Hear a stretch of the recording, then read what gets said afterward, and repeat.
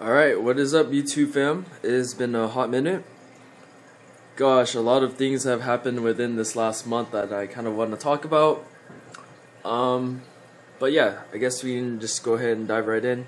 Well, there's one problem right there. You can see that my Mandarin's actually starting to become really aggressive on my target Mandarin, so I'll probably have to rehome this guy. I've been watching. He has been getting chased into the corner. Whenever they're on opposite sides of the tank, they're fine, but I don't really know what started causing the aggression, but yeah, I'll probably have to rehome the target Mandarin soon. So glad I guess I just played out real quick so you guys could see. Alright, so what exactly happened? So since the last video, if you guys recall, I had some like cyano patches, and I did have a few diatom patches like this one. I microscoped it, and I think unfortunately it's the one that is not affected by UV. So this one's like on the sand bed. Good thing about them is like I guess they're non-toxic. Bad thing is like it makes your sand look really ugly. But yeah, to recap everything that happened, I did a chemi clean treatment on the cyano. That worked out, but then the dinos started really aggressively taking over, like really bad, like across the sand. And so with like cyano, I think you have to turn off your UV. So I did that, and that led to the sand dinos just like totally taking over the tank. So that kind of put me in a panic. What I ended up doing was, of course, turning back the UV.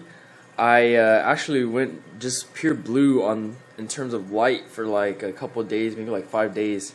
And I think that's whenever the Mandarin started really going ham on the target Mandarin. I'm not sure if it was like the blue color, but yeah, ever since that, they've kind of just not been cool anymore, I guess. And I did notice that with the white light, the aggression has really toned down, but whenever the blue lights were like just on, yeah, the green-blue Mandarin is just really going off on the other guy. But anyways, to bring it back, yeah, so I turned down my light period for a super long time. I was dosing nitrate and phosphate up, and I finally got my I finally got my phosphate on a doser, the phosphate I'm using a dieoff, and I also started testing ammonia bicarbonate in like auto top off water. So I kind of did like some quick math on the side, but that ended up being like totally wrong, and I totally like overdosed, so my my nitrates bumped up super high. But I think all the fish were fine. It's just the nitrate just bumped up super high. My phosphate also ended up like totally spiking. So I think I was going from like 0.04, and I checked one day and it bumped up all the way to like 0.12, and I really stressed out some corals. And unfortunately, I lost the freaking PC rainbow I totally like spotlighted in the last video. I'm gonna stop doing that with corals, because every time I do that, they end up dying. It's like crazy. So that one slowly like STN. I did frag out some pieces, but those that make it, yeah, it's totally like I'm just in total disbelief and so sad, because that thing, you guys don't understand. I kept it from like a brown frag. It finally colored up, and then like 2 months later, it just died. I was like, wow, that's just unlucky. So that happened. I lost my Pac-Man acro. I was really sad about that guy, and the smooth skin. So those guys, the smooth skin acros are really sensitive to like spikes and parameters. So very unfortunate I lost those guys. You can see here on the left side, most of my torches are gone from like my tank. I actually have them down here, and they're kind of just recovering. There's this sorry, move this water bottle. There's this dragon soul. That one totally like lost all its flesh. It's just skeleton with the polyps. I don't know if the flesh will ever recover. So like I started trying a KFC dip on these guys, but I think they're like way past the point of return for the flesh. But that green one, and behind there is like a gold torch. That one is recovering super nicely, and of course the purple one in the back. So the blue purple one is interesting because that one started getting a different color tip too. It has some like sprinkles of yellow, which is very interesting. So I'm gonna leave them down there for now because they seem to be really thriving down there. I might bring them back here in the next week. But yes, I lost those acros. I was super sad about that. A lot of my acro frags started browning out pretty hard. So this one was browning out. The goldenrod is as bright as it used to be. I would say the vivid rainbow was fine, but the frags in the back kind of, you can see they're not as colorful as they used to be. So that one on the left is the CB Magnificent? I don't know, I forgot the name. But the one on the right is the Merlin Staff. That one seems fine, but this one used to be a lot more like red pinkish, and now it's just kind of like faded into like a dull pink. And in terms of the other guys, one thing I found really interesting was that my Forest Fire digitata was closed up for like several days, like no polyps showing. And you can see even now they're kind of still retracted a bit, so I'm not really sure what caused that. Since then, my phosphate has came down. I've been like slowly like bringing it down.